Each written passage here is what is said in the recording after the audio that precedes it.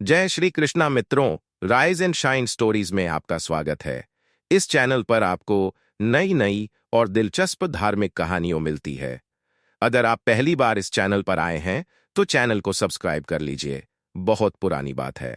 शिवपुर नाम के छोटे से गांव में सरिता नाम की एक गरीब औरत रहती थी।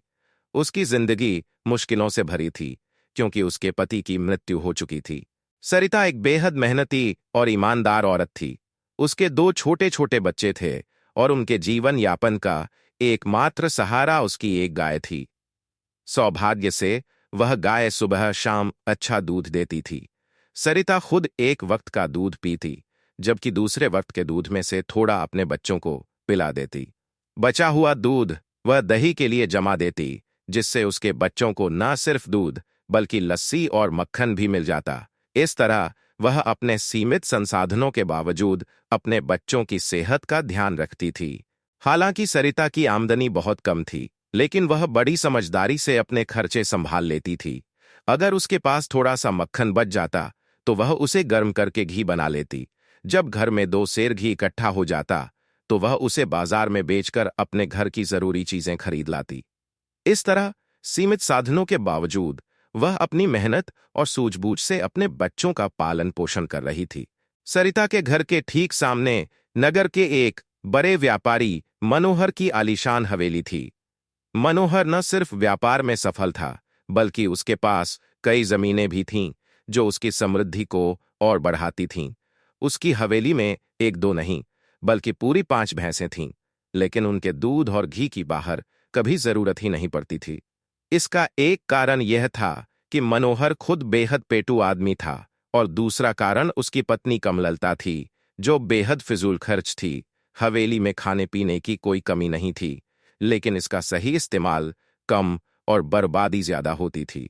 कमललता को कोई रोकने टोकने वाला नहीं था, न ही उससे कोई हिसाब मांगता था।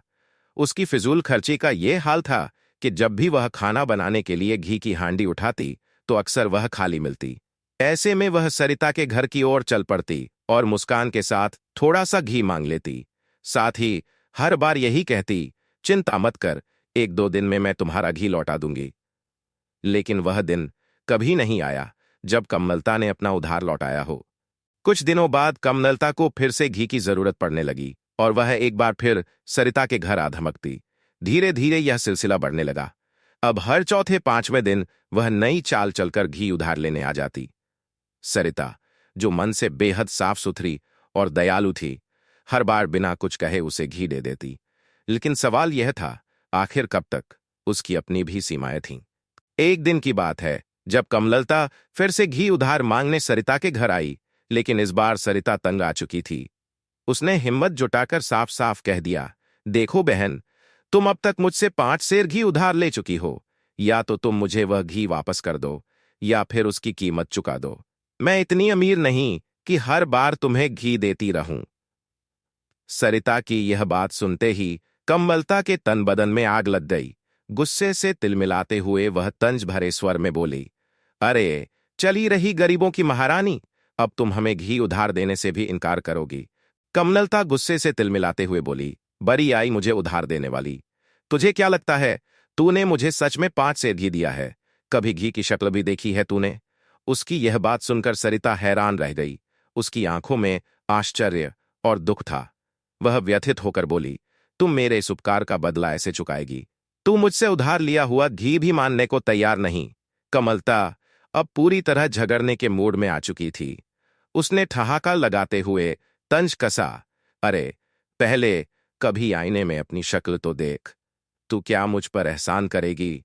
कमललता हंसी उड़ाते हुए बोली, देखो तो, क्या उल्टा जमाना आ गया है। 2 पैसे की औरत हम लाखों में खेलने वालों पर एहसान करने की बात करती है। यह कहते हुए वह पैर पटकते हुए वहां से चली गई।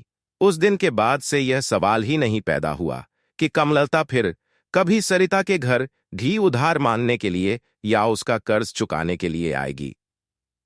कुछ दिन बीत गए और अंत में सरिता ने खुद ही हिम्मत जुटाई। वह कमललता के घर पहुंची और उसने 5 सेर घी की कीमत मानने का फैसला किया। कमललता ने अपनी हवेली में बैठे नौकरों को आवाज दी और सरिता को धक्का देते हुए बाहर कर दिया। बेचारी सरिता रोती और पीटती हुई अपने घर लौट आई। जब उसने देखा कि कमललता न तो घी वापस कर रही थी और न ही उसकी कीमत अदा कर रही थी, बल्कि उधार लेने की बात से मुकर भी चुकी थी, तो वह बहुत ही निराश हो गई। अब मजबूर होकर सरिता ने नगर के न्यायाधीश के पास जाकर अपनी शिकायत दर्ज कराई। न्यायाधीश ने उसे धैर्य से सुना और फिर पूछा, कहो बहन, तुम्हें क्या परेशानी है? न्यायाधीश ने शांत स्वर में पूछा, क्या शिकायत है तुम्हारी? सरिता सिर झुकाकर बोली, हुजूर, मेरे पड़ोस में रहने वाली कमललता ने मुझसे कई बार घी उधार लिया। अब वह घी करते करते 5 सेर हो चुका है। जब मैंने उससे अपना घी वापस मांगा या उसकी कीमत अदा करने को कहा, तो वह साफ मुकर गई। उसने तो मुझे धक्के देकर अपने घर से निकाल दिया। मैं एक गरीब औरत हूं, मेरे पास कुछ नहीं, बस आपसे मदद की उम्मीद है। सरिता ने न्यायाधीश से कहा, हुजूर, बड़ी मुश्किल से अपने बच्चों का पेट पालती हूं, कृपा करके मेरा इंसाफ कीजिए। सारी बातें सुनने के बाद न्यायाधीश ने तुरंत ही कमललता को अपनी कचहरी में बुलाया। जब वह सामने आई तो न्यायाधीश ने गंभीर स्वर में कहा, सुमन नाम की इस औरत ने यह दावा किया है कि तुमने अलग अलग समय पर उससे घी उधार लिया है और अब उसकी मात्रा 5 सेर हो चुकी है। अब वह चाहती है कि तुम या तो उसका घी वापस कर दो या फिर उसकी कीमत अदा कर दो। बताओ, तुम्हें इस बारे में क्या कहना है? कमललता ने न्यायाधीश से जवाब देते हुए कहा, श्रीमान, आप तो इंसाफ की कुर्सी पर बैठे हैं। क्या आपको सच में लगता है कि मुझे इस औरत से घी उधार लेने की कोई जरूरत पड़ेगी? फिर वह और गर्व से बोली, मेरे पति का लाखों का कारोबार है, उनकी खुद की कई जमीनें हैं। हमारी हवेली में तो 1 या 2 नहीं, बल्कि पूरी 5 भैंसें हैं जो भरपूर दूध देती हैं। 5 भैंसों के दूध और घी के होते हुए मुझे क्या पड़ी है कि मैं इस गरीब औरत के घर से घी उधार लूं?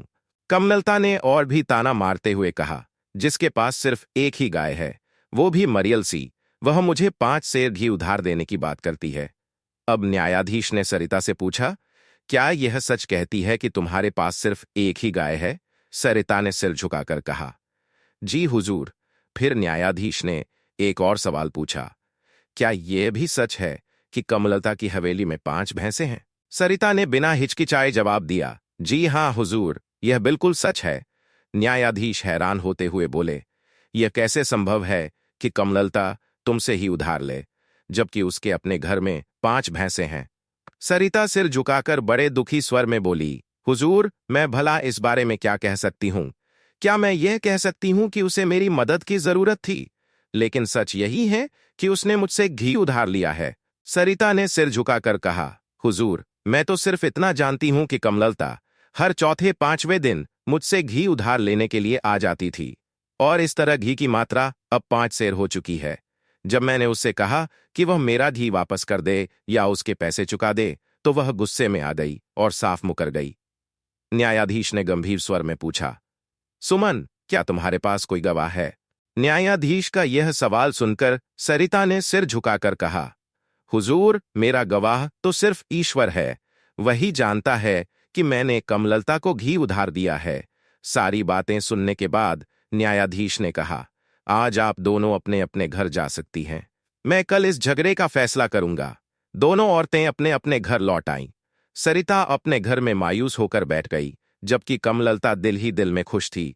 उसे लगता था कि वह आसानी से इस समस्या से बच जाएगी। कमललता को यह पक्का विश्वास हो गया था कि न्यायाधीश उसके पक्ष में ही फैसला सुनाएंगे। वह मन ही मन खुश थी और सोच रही थी कि अब इस समस्या का हल बहुत जल्द निकलेगा। दूसरी ओर जब न्यायाधीश अपने घर पहुंचे तो उसे रात भर नींद नहीं आई। वह पूरी रात इस मुकदमे के बारे में सोचता रहा और यह विचार करता रहा कि क्या सही है और क्या गलत। अगली सुबह जब दोनों औरतें न्यायाधीश की कचहरी में आने के लिए दरवाजे तक पहुंची, तो यह देखकर वे हैरान रह गईं कि कचहरी के सामने बहुत सा कीचड़ जमा हुआ था। दरवाजे पर एक सिपाही खड़ा था। उसने दोनों से कहा, न्यायाधीश का आदेश है कि आप दोनों अपनी जूती यहीं उतार दें और नंगे पैर कचहरी में जाएं। दोनों ने जूते उतार दिए और कीचड़ में से गुजरने लगीं। सरिता को तो कोई खास तकलीफ महसूस नहीं हुई, क्योंकि वह सच्चाई की राह पर चल रही थी। लेकिन कमललता ने नाक भौं सिकोड़ी और उसकी चेहरे पर नफरत और गुस्से के निशान थे। मगर वह कर भी क्या सकती थी। न्यायाधीश का आदेश था और उसे पालन करना ही था। न्यायाधीश साहब का आदेश था और कीचड़ में से गुजरने के बाद जब दोनों न्यायाधीश के सामने पहुंची तो न्यायाधीश ने एक सिपाही को आदेश दिया कि इन दोनों के पांव धोने के लिए पानी दिया जाए। सिपाही ने पानी का एक लोटा भरकर दोनों के हाथ में थमा दिया। सरिता ने पानी का लोटा लिया और अपनी कम खर्चीला आदत के मुताबिक एक ही लोटे से अपने दोनों पांव धो लिए।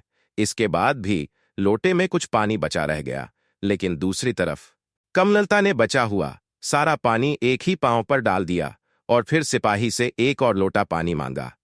सिपाही ने उसे एक और लोटा भर कर दिया और कमललता ने बड़े इत्मीनान से अपने पांव धोए।